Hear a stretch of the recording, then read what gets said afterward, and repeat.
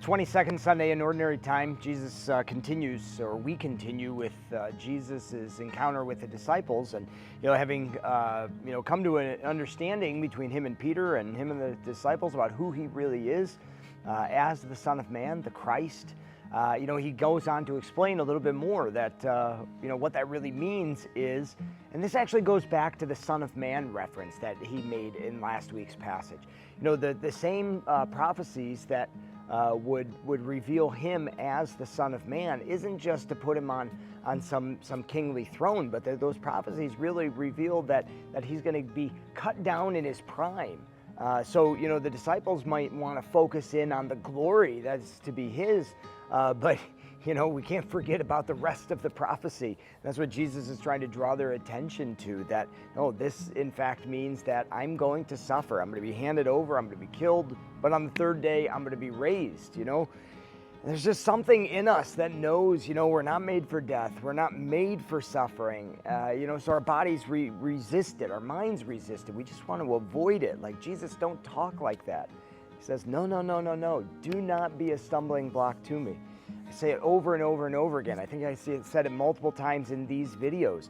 The ultimate good in our life is not simply the absence of suffering, but in fact, if our lives are devoid of suffering, that's actually something to be worried about. If we have nothing but comfort and consolation, that chances are that means we're not living the Christian life in the way that God calls us to.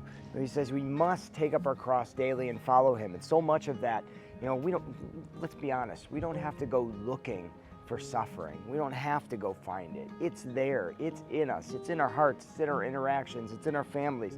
It's everywhere. And again, we don't have to go looking for it. It's there. But, if our lives are devoid of suffering, then we should ask the question, Jesus, where are you really, right? And if our lives are full of suffering, that doesn't mean that they're devoid of God. But God allows us to pass through the suffering to share in the redemption that he's won for us. We must in fact pass through the cross just like he did to come to the other side. He didn't come to earth just to take away our problems, to take away our suffering, but he came so that our suffering could be redeemed.